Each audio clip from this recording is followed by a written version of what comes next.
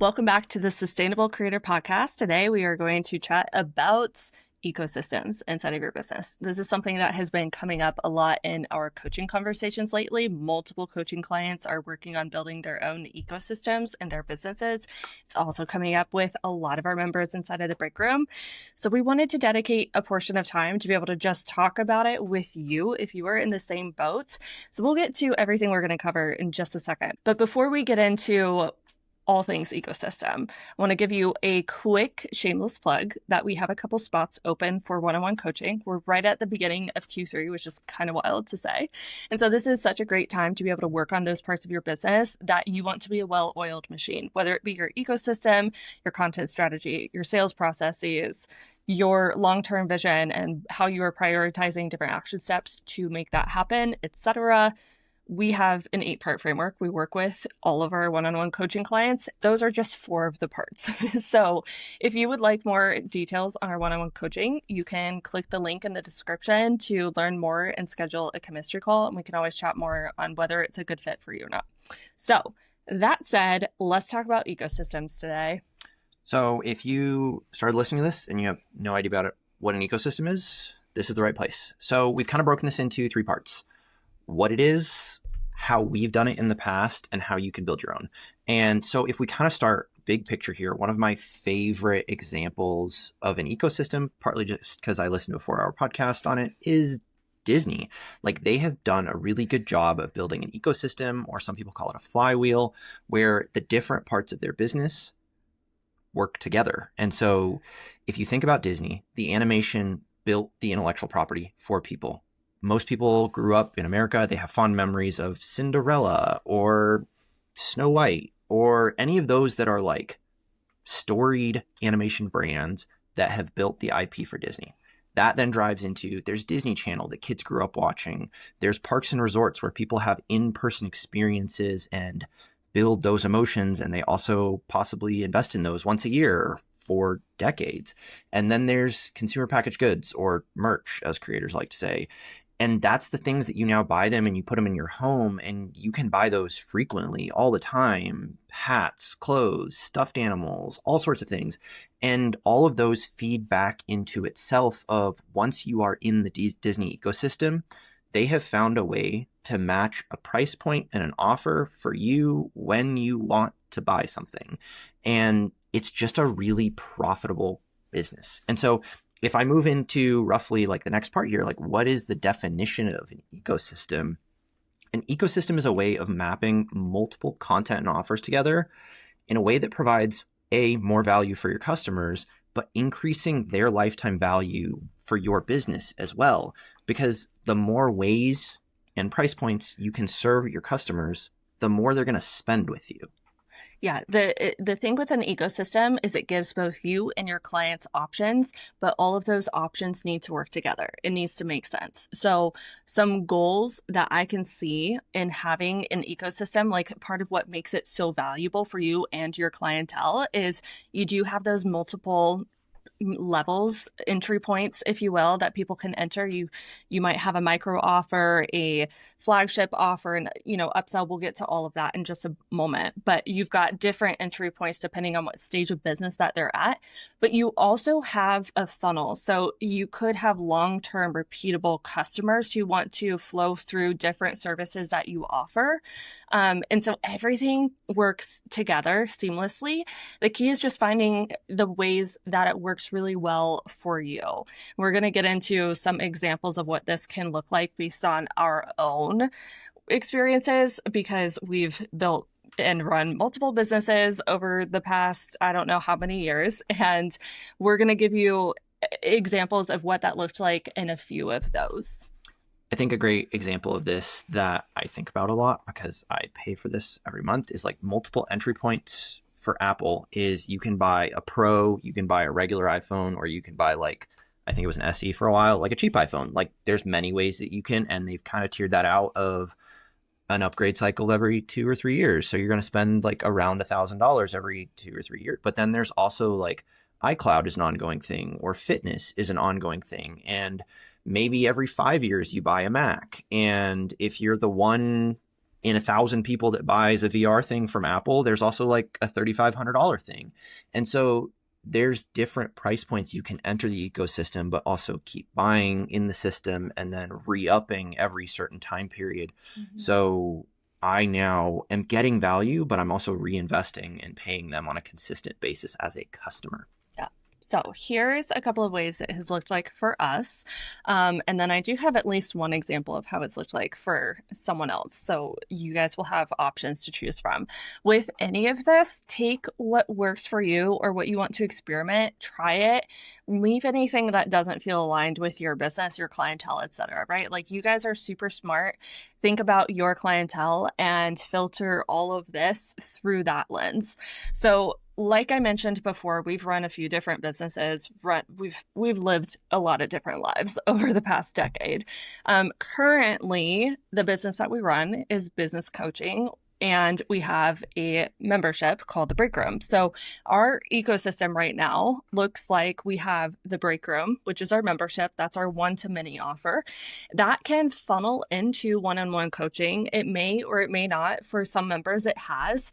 But we have two options there. We have our ongoing one-on-one coaching offer, which is our signature offer. That's our high-ticket offer. We take on a handful of clients at a time so we can support them really well. But it's an investment. It's a 4-figure investment. So for anyone who is not ready for that investment, they can either join the Breakroom or they could opt in for a power hour, which is a one-off 1-hour coaching call.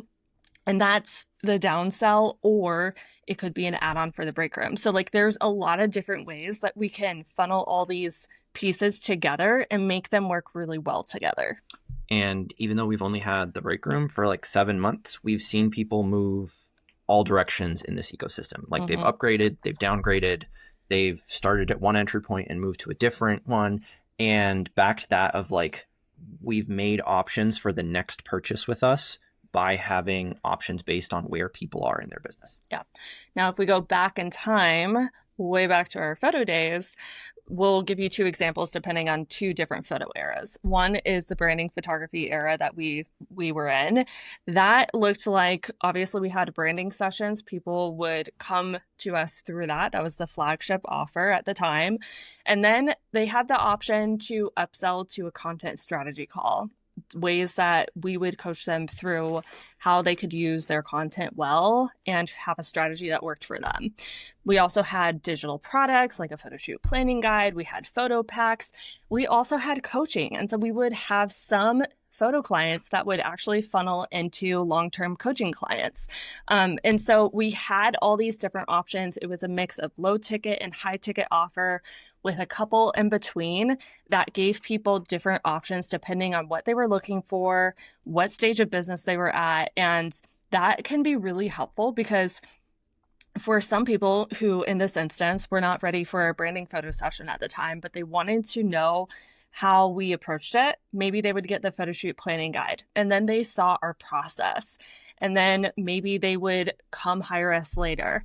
And then because of the conversations we would have around business in person with them, then they got to know how our brains worked on a business side and they wanted to hire us for coaching. And so you can see how it all kind of flowed together. And if we think about a different version in photography, because of course we had a different photography business as well, the wedding business that Joelle first started had a similar component to this, even without really thinking about it, because weddings was the flagship. Engagement sessions was the pre-sale thing, or it was bundled in if they bought with the flagship. And then there was also albums on the back end that people could buy, or if they had a package, it was included in. There was also boudoir was an option as either an upgrade, an add-on, or a standalone. And the thing that I find really interesting looking at wedding photographers that we work with now is there's also the option of you add in family sessions or maternity sessions of like 3 years ago, I did your wedding and now you're returning for you want photos having kids and now you want photos when your kids start school and you're doing annual Christmas cards. And there's just such interesting ways of like, as your clientele is growing, you can now add more steps to your ecosystem because you understand their needs so well. And as you're in business a little bit longer, your ecosystem grows and there's more ways to drive back, and I have definitely talked to people that they started in family, and those people grew up and now they got married and they were the default wedding photographer because they already had that built relationship. And now your lifetime value of that client is awesome because you've given so much value to them over multiple years of a relationship. Yeah. And that's just in photography. I've definitely seen this in our coaching clients work in web design super well. In systems, it works fantastic as well. It all applies. I'm going to give you guys one more example from one of our members, and then we're going to teach you how to build the ecosystem yourself to make it apply to you. So one other example that I think works really well here, we have a member inside of the Breakroom. She's a content strategist. So she works with business owners on creating their content. And for a long time, like, she's had these more one-off offers that maybe they would turn into recurring, but most of them, it was kind of like pop in, pop out. Well, she realized that part of what she wanted to build as part of her ecosystem was a one-to-many offer. So she created a membership, and she now has it structured. It just went live a couple weeks ago, and she's already sold, I think, is it 17 spots She's or doing something fantastic. like that? Like, amazing. Because she saw the need that people needed and how she could fill the gap. And it also funnels very nicely into her signature offer. And now she's mapping out what would it look like to build a recurring revenue offer, something like a retainer. And so as you will see, as we start to get into this, you are probably going to start with one flagship offer, and then you're going to build on top or underneath of that. So I think that segues pretty nicely into how do you build your ecosystem. Yeah, and I think I want to start with the definition first, because you've now heard us say signature and flagship a few times. Touche. And one of the ways that I like to explain this is when we're a teenager, you probably hung out at the mall. You went to the mall for a reason. And for a lot of people, the mall was built around a flagship store, whether that was a Macy's, whether that was a Dick's Sporting Goods, whether that was a Sears that's now collapsed. And that was the reason why the mall exists. It took up a ton of space. It was the big sign on the front door. But then you went in and they're like, oh, there's pretzels here. There's a Forever 21 here. There's a lot of other things here that now is part of that. But the flagship thing or store was what people knew that mall for. And so when you think about your own business or the ecosystem that you're building, oftentimes you're going to be known for one thing because people have goldfish brain. They can't remember a lot of things. They love to peruse once they're in the store, but they remember the store for one thing. And so for you, that's what is the flagship thing. Generally, it's the higher ticket thing that you're known for, that people will ask about, will pull up the value of the other things in your ecosystem. And that's the thing you're known for. So building your ecosystem generally starts with that one thing. If we look at Disney at the beginning, I started with animation, was the flagship thing that Disney is known for. Everything else is the stuff that prints money, but animation was the thing that people knew Disney for. Mm-hmm. And so we start with the flagship offer. That's one-on-one coaching. And then there's two ways that you can expand your ecosystem that are easy to think about. The first one is you think about the value chain, or what is the purchase that happens before your flagship, or what is the purchase that happens after your flagship? To put it even more specific for you, it's what do they need before and what do they need after? Because I know sometimes thinking about purchasing, like, there's a lot of ideas we could throw out there, but not all of them are going to be good ideas for your area of expertise and your clientele. So think specifically on where someone is starting with that main flagship offer that you want and what they need before and what would make sense for them to have after. So for some people, when we were photographers, we were the thing that happened before web design. And like a lot of web designers were like, the before thing is you need branding photos. Mm-hmm. And it didn't make sense for them to add branding photos. I've definitely seen web design agencies add in-house photographers as they are adding that pre-offer thing as they become a more advanced business. But that could also be like you're a web designer and you see that a lot of your customers have not so great logos. And so now you add logos as an additional ecosystem offer. And it turns out that if you're like us that launch a bunch of things, we end up needing more than one logo over our lifespan. And so maybe we buy a logo when we build a new website. And then we launch a podcast that needs a logo. And then we launch the Breakroom that needs a logo. And so the ecosystem is, I have a standalone logo offer that you can now keep repurchasing as you add new things to your business. And that's a really easy way of the thing that happens before your flagship now becomes a recurring thing that you can sell multiple times to the same customer. So you've got your flagship offer, then you look at the value chain. And the thing after that is you look at upsells and downsells, which is kind of what we were talking about before in your value chain, but now it's putting a price point on it. So what is the bigger investment that they would opt for, and what is the smaller investment? And this gives you a lot of room to work with when somebody may come to you for one offer and you realize that they're not either not a good fit or they're not ready to invest in it. You have options to downsell them on so that they are still a client and now they're in your ecosystem. Or sometimes the inverse can happen. You realize they actually need a bigger offer than the one they're inquiring on based on what they need. And it's my personal opinion that it is your job as the expert to tell them so. Like I personally believe that you're doing people a disservice when you see they need something and you don't tell them.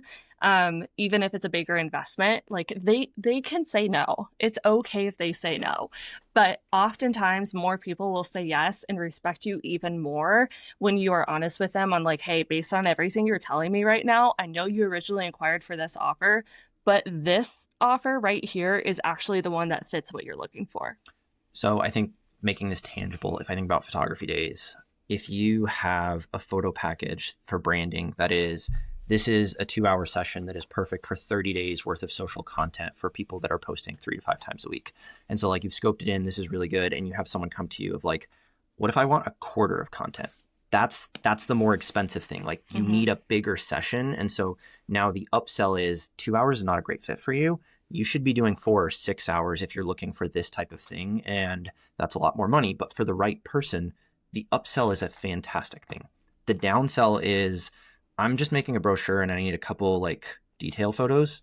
That's where we added photo packs because we started having a couple people asking of like for specific things. They didn't want to invest in a whole thing. They were on the other side of the country, but they loved our style. And so we put together a pack of 30 photos that we already had that you can buy as a one time to put together a thing. And so that's looking at like, what are the things that people are asking for? And then putting what is the bigger version and the smaller version of your flagship offer so that you have it available when there is the right fit for someone looking for that. Yeah. Okay, what's next? So now that you've looked what happens before and after your offer and you've built bigger and smaller offers, what makes an ecosystem work really well? If I think about that Apple example of there's a built-in cadence if I buy a new iPhone every 2 or 3 years, it's how do you map the flow of your offers from offer to offer?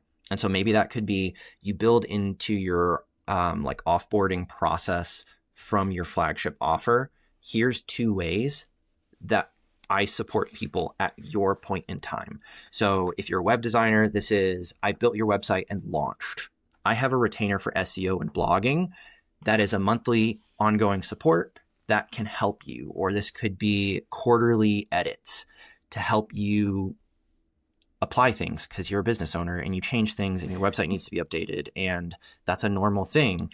Websites are not permanent and they're not set in stone. So maybe you should have some support. I'm passionate about this clearly.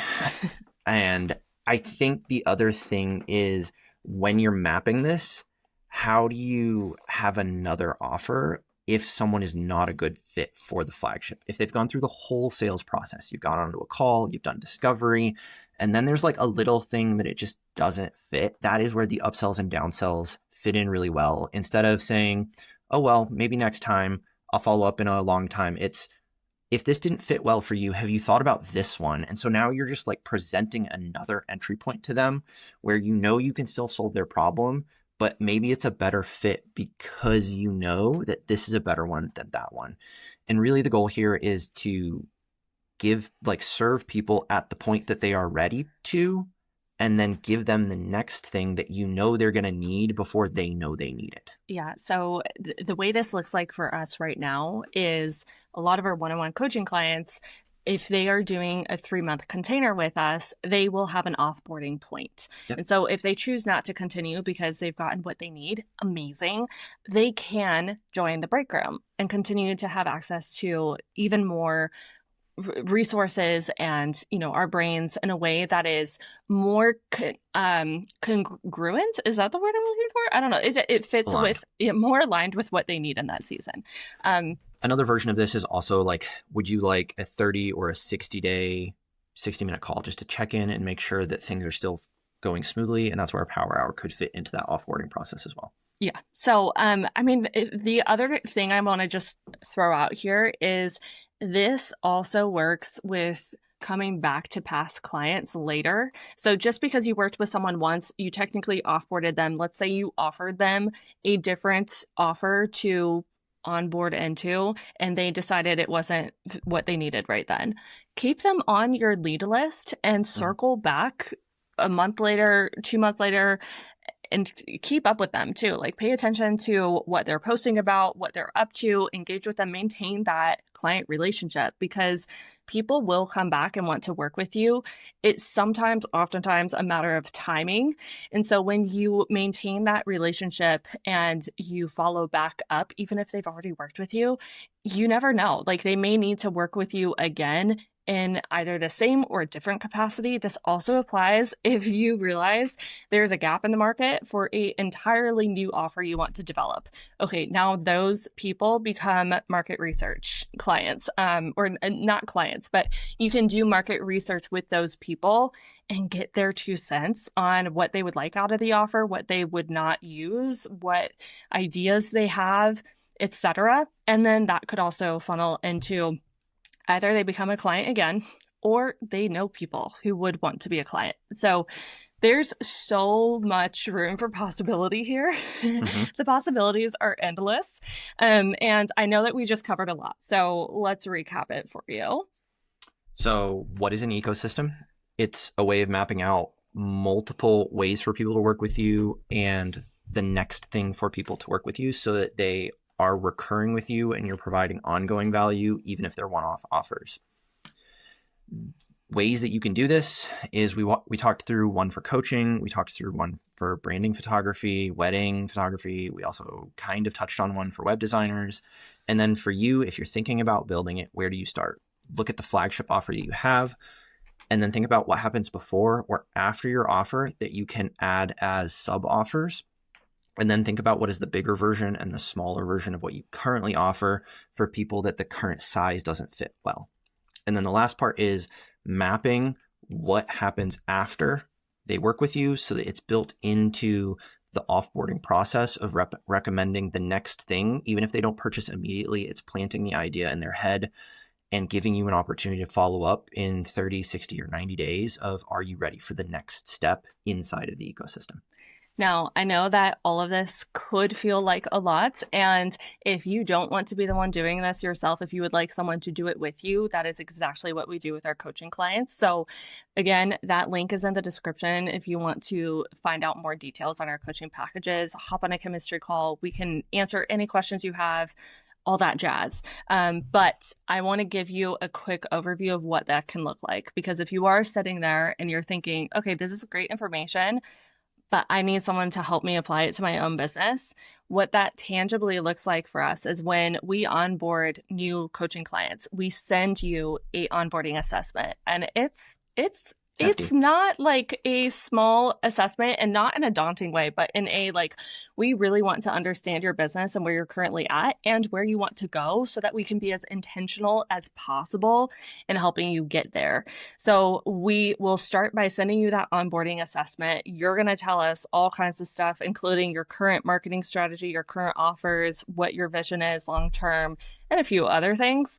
Then we review it. We hop on an onboarding call with you. We talk about our takeaways, what we saw, and what we want to focus on most with you. And then from there, we go into weekly calls, but we have an 8-part framework that we follow with our clients. And it's going, like, some of these topics will require a couple of calls, but I want to just briefly go over them with you because it ties into everything that we're talking about today. We talk about your signature offer. What do you want to be known for? We talk about your ecosystem and we help you build it so that it is something that flows people through intentionally. We also talk about building recurring revenue. That is a huge one right now. And I mean, we've been in that position before where you're doing a lot of one-off projects and it's just not sustainable. So that's definitely a focus. We also talk about your sales process, and we're going to talk about it in a way that works for you because there's a lot of sales strategies out there, we know, and what your selling style is going to be different than someone else's. And so we're going to keep that in mind. And we're going to talk about the sales processes that work well for you that you can actually stick with. We'll also talk about your content machine. So where are your people? Where are you posting? All that good stuff. That's a fun one. We talk about your network. We talk about your systems, and we talk about your finances because you're running a business. You want it to be profitable. And the more profitable you are, the more purposeful you can be with what you choose to do in the world. So that's like just an overview, a small sneak peek into what you can experience as one of our coaching clients. We do have availability. If you would like to work with us starting in July, you can. We also have spots open for August or September. So depending on when you want to start, we're booking through September right now. And you can click that link in the description, find out more. But that is everything on an ecosystem. Thank you guys for sticking around till the end. If you have any questions on it, feel free to reach out on Instagram at Joe and London. Is there anything that you want to add before we hop off? No, I truly love nerding about this. So if you have questions, follow-ups, want to pitch an idea on things we can add to our ecosystem, send us a message. Yeah. You guys are awesome. Cannot wait to hear what you build. Ooh, you know what? That is another thing, actually. Please message us what you end up applying from this podcast episode. Absolutely. If it like gave you light bulb moments and now you know what you want your ecosystem to look like or how you want it to change, please tell us. We freaking light up about that stuff. So that would make our day. And the last part is, if you are truly nerding out about this, I'm going to link in the description the actual map out of Disney's flywheel that they did in, I think it's 1957, and it's still almost true to today. It's such a cool map to visually see how their flywheel or ecosystem works. It's very cool. All right. Happy ideating. Bye.